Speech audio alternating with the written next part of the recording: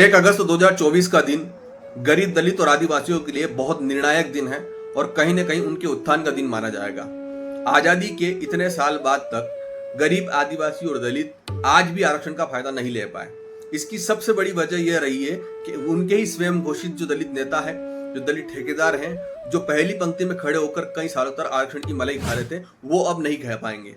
क्यों? क्योंकि supreme court ने अपने जजमेंट में ये कहा है कि कोटे के अंदर अलग से कोटे की व्यवस्था हो, यानी कि एससी कोटे में वे लोग जिनको आरक्षण का फायदा अभी तक नहीं मिला है, जो आज भी आरक्षण के फायदे से वंचित हैं, उनके लिए अलग से आरक्षण की व्यवस्था हो। यानी यूं मानिए कि 100% रिजर्वेशन एससी को मिल रहा है, तो उसमें से 50% या 40% ऐसे कोटे वाले व्यक्तियों को हो जिनको अभी तक आरक्षण का फायदा नहीं मिला है। यानी कि अब मान लीजिए अगर कोई वैकेंसी निकलती है जिसमें 15 पद एससी के लिए हैं, तो 15 में से 7 ऐसे लोगों के लिए होंगे जिनको अभी तक आरक्षण का फायदा नहीं मिला है। तो ये जो फैसला है, ये किसी भी तरीके से दलित विरोधी नहीं है, किसी भी तरीके से आदिवासियों के विरोधी नहीं है। इसमें किसी भी स्वर्ण का फायदा नहीं है। इसमें सिर्फ अगर फायदा होगा तो एससी के ही व्यक्ति का होगा, एसटी के ही व्यक्ति होगा। बावजूद उसके इस देश में जो तथाकथित दलित नेता है, दलित चिंतक हैं, दलित हितैषी हैं, वो इस फैसले का विरोध कर रहे हैं और वो कह रहे हैं कि हम वापस से 2018 की तरह सड़कों पे उतरेंगे, भारत बंद करेंगे, इस फैसले का विरोध करेंगे। लोगों को गलत जानकारी देके मैनिपुलेट करने का काम वापस से शुरू हो गया। ये कहीं से कहीं तक आपके हितैषी नहीं है। गरीब दलितों के अगर हमेशा से कोई विरोधी रहे हैं, तो ऐसे ही तथाकथित दलित नेता, स्वयं घोषित दलित एक्टिविटीज, स्वयं घोषित दलित चिंतक, ये जो है यही सबसे बड़े समाज के विरोधी रहे हैं। ये नहीं चाहते हैं कि समाज का गरीब व्यक्ति आगे बढ़े, ये नहीं चाहते कि नाली साफ करने वाले का बेटा आगे बढ़े, ये नहीं चाहते कि मजदूरी करने वाले का बेटा आगे बढ़े। ये सिर्फ और सिर्फ जो नेता है उनकी चाटुकारिता करते हैं और उन्हीं की बातों में आकर अपने ट्वीट से लोगों के साथ गलत जानकारी शेयर करते हैं। तो मैं समाज के गरीब लोगों से कहना चाहता हूं कि जो कल का फैसला है 1 अगस्त 2024 का, वो फैसला बहुत निर्णायक है गरीब, आदिवासी, दलितों के लिए।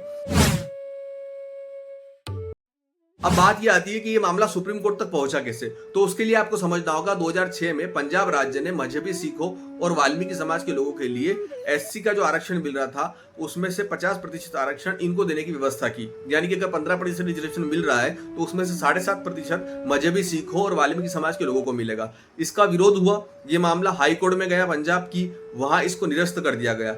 तो पंजाब राज्य इसको लेकर वापस सुप्रीम कोर्ट में पहुंचा और यही मामला तब से चल रहा था, जिसका कल अंतिम फैसला आया है। और उसमें यह कहा गया है कि जो कोटे के अंदर कोटे की व्यवस्था है, उसके लिए राज्य सरकारें बाध्य नहीं है। राज्य सरकारें चाहें तो कोटे के अंदर कोटा देकर जो वर्गीकरण समाज का होना है वो कर सकती है, और जिससे कि जो गरीब दलित है, गरीब आदिवासी, उसको इसका फायदा मिलेगा। अब इसमें किसी भी तरीके से कोई दलित विरोधी बात नहीं है, न इसमें किसी स्वर्ण का फायदा है। अगर कोटे के अंदर कोटे की व्यवस्था होती है तो उसी कोटे के व्यक्तियों को आरक्षण का फायदा मिलेगा। सुप्रीम कोर्ट ने यह भी कहा है कि क्रीमी लेयर जैसी व्यवस्था पर भी विचार होना चाहिए। समाज के वे लोग जो आज अमीरी के पायदान पर हैं, वो गरीबों का आरक्षण ले रहे हैं, तो वो भी सही नहीं है, इस पर भी विचार करना चाहिए। हालांकि क्रीमी लेयर पर कोई खुल के बात नहीं हुई है, लेकिन हाँ, जिस तरीके से कोटे के अंदर कोटे की व्यवस्था है, इसमें भी गरीबों को बहुत बड़ा फायदा होगा, गरीब दलितों का, गरीब आदिवासियों का। लेकिन बावजूद इसके लोग इस चीज का विरोध कर रहे हैं। 7 जजों की बेंच पर यह पूरा मामला था, जिसमें से 6-1 से फैसला आया और इस जजमेंट के तुरंत बाद बहुत सारे जो राजनीतिक लोग हैं वो सक्रिय हो गए और इस पर राजनीति कर रहे हैं। लेकिन अगर हम एक तरीके से ये देख के चले कि अगर क्या वाकई में इससे दलित आदिवासियों का हित होगा, तो बिल्कुल जो गरीब और आदिवासी समाज के लोग हैं उनका इससे फायदा होगा। क्यों? क्योंकि कोटे के अंदर ही कोटे की व्यवस्था की गई है, अलग से व्यवस्था नहीं की गई है। जो आरक्षण अभी मिल रहा है उसमें से 50% जो गरीब दलित आदिवासी होगा उसको मिलेगा। या गरीबों के लिए अगर कोई अलग से व्यवस्था हो रही है, अलग से अगर कोई चीज तैयार की जाती है, तो उसमें आदिवासियों को क्या दिक्कत है, उसमें दलितों को क्या दिक्कत है। तो ये एक बहुत सही जजमेंट है और इससे कहीं ना कहीं समाज में जो लोगों को अभी तक आरक्षण नहीं मिल पा रहा था, उन तक आरक्षण की व्यवस्था पहुंचेगी।